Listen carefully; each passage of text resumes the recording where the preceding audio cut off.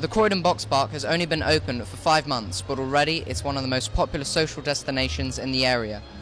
Whether it's meeting friends for food and drink, watching live music, sports or films, or even attending some of the countless events on offer, Box Park is already a regular fixture in locals' diaries. I'm Roman, part of the Trinity News team, who came here today to find out more for the BBC Schools new report.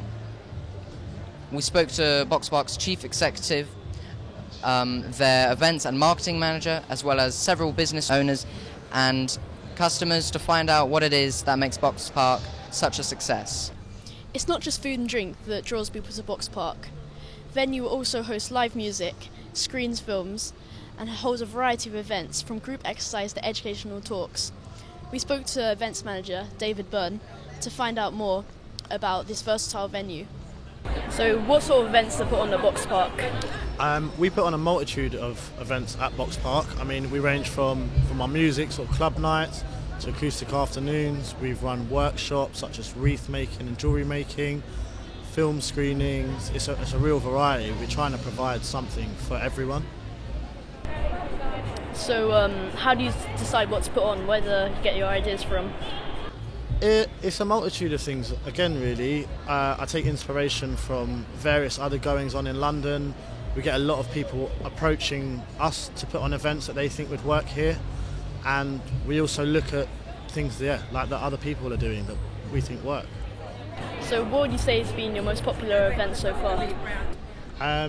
Most popular event, the Stormzy event just a couple of weeks ago was massively popular, given the time frame that it was actually announced. It was only an hour and a half lead up from people knowing about the show. But the most popular was probably the launch festival. We did a 2-day launch festival which went down really well with 2 sellout shows. So what do you personally enjoy most about your job? I enjoy the people that I get to meet, really. There's so many people constantly coming to me with new event ideas and wanting to work in the space, and also the community feel of Croydon. So what do you find maybe hardest about your job? The hardest is, I guess, saying no to certain events that might not necessarily work in the space. I don't really want to say no to people because everyone's ideas are very valid, but some might not just work in our space. So what advice would you give to someone trying to get a job like you in the future? I'd say you've got to put the hours in, be culturally aware of what's going on around you and further afield, and just stay engaged with what other brands are doing, what other events are doing, and just really immerse yourself in your profession. So what plans do you have for the future for Box Park? For Box Park, obviously we're looking to expand, so hopefully managing events teams across all of the individual Box Parks. So any particular events you think you'd like to have in the future? Or I'd like to do something with an orchestra and some modern day acts and sort of fuse the two. I think that would be a real nice sort of boundary breaking event. And finally, how have the train strikes affected Box Park? They've affected me getting to work in the mornings, that's for sure, but it's sort of a double-edged sword. Obviously some people can't make it down here, but the strikes and people not being able to get on at East Croydon has opened us up to a whole new market of people that might not necessarily come to Box Park. Okay, thank you for your time. No problem. One of the key aspects of Box Park's success is the sheer variety of food and drink available. With plenty of options open to customers, there's something to tingle everyone's taste buds.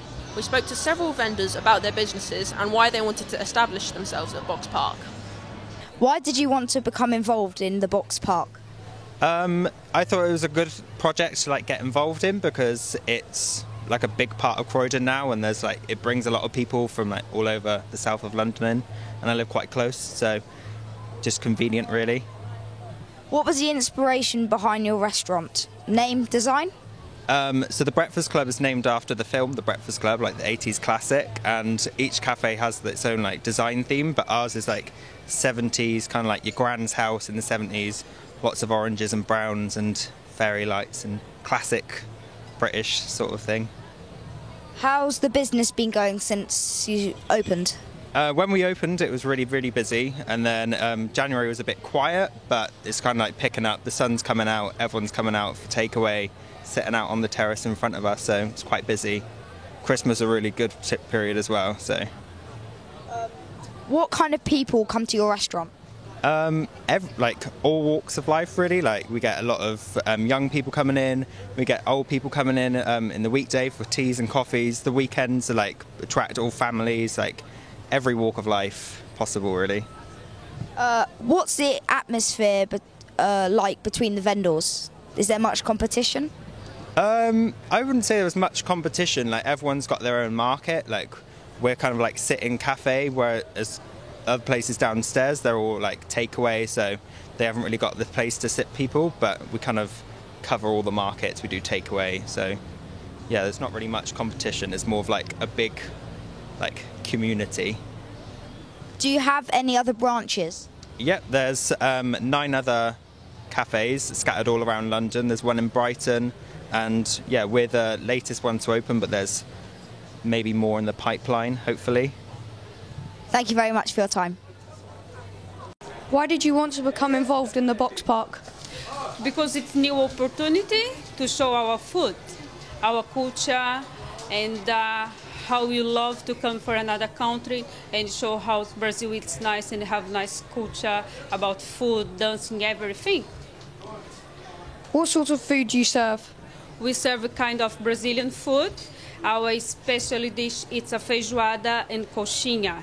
It's some food everyone, when they go out from Brazil, they miss this kind of food. What was the inspiration behind your restaurant? My inspirations, it's my family, it's my roots.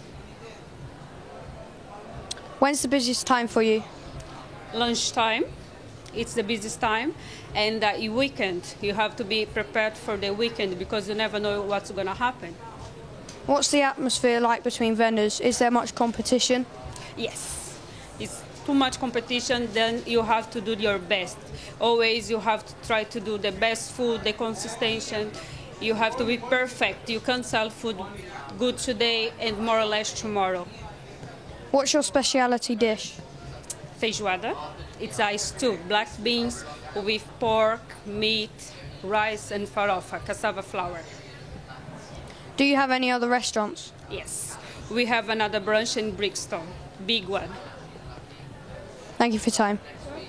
The Croydon Box Park has only been open for 5 months, but already it's one of the most popular social destinations in the area. Whether it's meeting friends for food and drink, watching live music, sports or films, or even attending some of the countless events on offer, Box Park is already a regular fixture in locals' diaries. I'm Roman, part of the Trinity News team, who came here today to find out more for the BBC Schools new report. We spoke to Box Park's chief executive, their events and marketing manager, as well as several business owners and customers to find out what it is that makes Box Park such a success. So, what was the concept of Box Park when it was first thought of? So the original concept of Box Park was to basically create the world's first pop-up mall. So we created that in Shoreditch. It really came from two or three different things that were happening to me, which was, firstly, I spent my first sort of 20 years in business running a streetwear brand, and I could see increasingly that independent brands were being squeezed out the high street. There was nowhere for them to go. So I wanted to create a new home for independent brands, and at the same time I had a real love of container architecture, and the name really worked with my old company. I used to run a streetwear brand called Box Fresh, so obviously a container box was, it worked with Box Fresh. So was the choice of using shipping containers for environmental reasons or for the aesthetic of Box Park? Good question. I think it's a combination of two. Obviously, environmentally they really work, because the reality is that we use recycled shipping containers, and at the end of their use they can be repurposed back to shipping containers. But the reality is that shipping containers probably only have about a 20-year shelf life anyway. So what tends to happen is when they get shipped back to, say, China, they actually get melted down and get turned into new shipping containers. So environmentally they're a good way in which to manufacture housing or manufacture retail. But at the same time, I really like the aesthetic looks of containers. I've always been really fascinated with industrial architecture and raw architecture. So they work hand in hand for me. And how long do you expect Box Park to stay in Croydon for? As long as possible. As long as we keep on getting students like yourselves down here. We've got a lease at the moment which is for 5 years. But we hope that we're going to prove to our landlord and to the council that we're a major asset to the local community, and we hope to stay on here for as long as we possibly can. Touch wood, maybe up to 20 years. So what kind of audience do you hope to attract to Box Park, and how do you intend to do so? I think we want to attract a varied audience. I think it's important that Box Park appeals to the entire community, not just one segment of the community. I think the reality is that Croydon nearly 10 years ago suffered with major riots, and I think one of the reasons that you have riots, especially amongst the youth, is that you get a disaffected youth, and by that I feel that the youth of Croydon didn't really feel they had their own places to hang out with, and we had two ways we can deal with that. We can totally ignore the youths of Croydon, or actually create a home in which they could feel comfortable and they could come down to, and we've chosen that route. So we have just recently had people like Stormzy play at Box Park, and the reason we wanted to do that was to make sure that the youth of Croydon felt they had a place here as well. But at the same time, we have mums come down here with their prams in the afternoon. We have obviously a lot of the local workers come to Box Park during their lunch hours and then after lunch hours. And it's important that we have a varied and diverse cultural mix down here that appeals to everyone within the community. So are there any plans to expand Box Park to other cities in the UK? Yeah, we hope to have 20 Box Parks in the UK over the next 5 years. The nice thing is I think Croydon is very much our future template. It's a massive move on for us from the original development in Shoreditch. I think the significant move on for us is that we've got a roof on the entire scheme, which we didn't have at Box Park Shoreditch. We've got a major event space of 25,000 square foot that can fit up to 2,500 people. And that formula is really working for us. So we really want to roll out the formula that we developed at Croydon, which is a food and drink and event-led formula across the entire country. So who decided the mix of restaurants at Box Park? Our retail and marketing director went out and with her assistant went out and visited lots of different street food vendors. We went to places in Brixton, we went to places like Curb, we went to places like Street Feast, we went to markets sort of really throughout London. And I think the best way to actually select the potential tenants is actually to go visit them themselves. We try to encourage more independent brands to come to Box Park Croydon, and I would say nearly 50% of the tenants that we've got at Croydon it's their first major retail unit, and that's nice. That's what we want to have. We want to be seen very much as a stepping stone from having a street food market to having your first retail venture.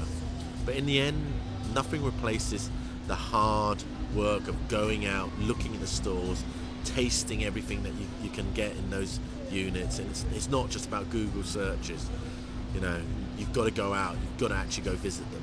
So is there like a criteria for choosing new vendors at Box Park?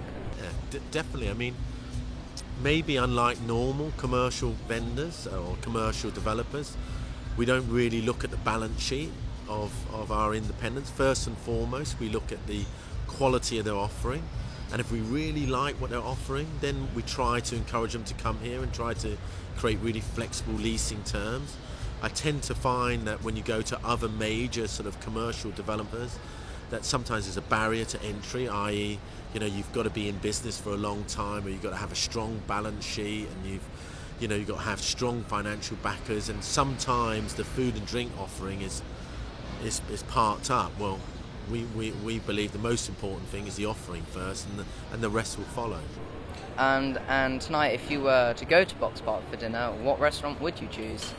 Oh, I can't possibly answer that because I'll be biased, but You know, we've got a varied mix here, so you can pick up anything from, you know, Indian street food from Indigo to a fantastic chicken burger from Cockfighter to fine dining from Yum. So there's a variety. I think most people nowadays they want choice. I mean, the wonderful thing about Box Park is you can come with a group of friends, and if somebody wants Thai, they can have Thai, and somebody wants a burger, and they have a burger, and somebody wants Indian, they can have an Indian, and then you can all come together in our central event space and enjoy your meals, you know. And I think that's quite unique, and that's something that we want to encourage, but no one particular favourite.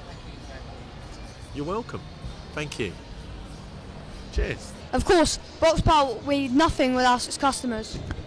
We hit the streets to find out why so many people keep coming back to this venue for more. So, how often do you visit the Box Park? So I don't live in Croydon area at the moment, but every time I come back and visit, I usually come to Box Park to try something different. What's the best thing about Box Park from your first impressions? It does food, seats, and it's got great music. And people like yourself coming around to interview us. What's the best thing do you think about the Box Park? Well, it's very nice, very welcoming, and it's nice for a family day out. Yeah. What's your favourite thing so far? I like the atmosphere around here, the space, yes. This is Roman reporting on behalf of the Trinity News team for BBC News School Report.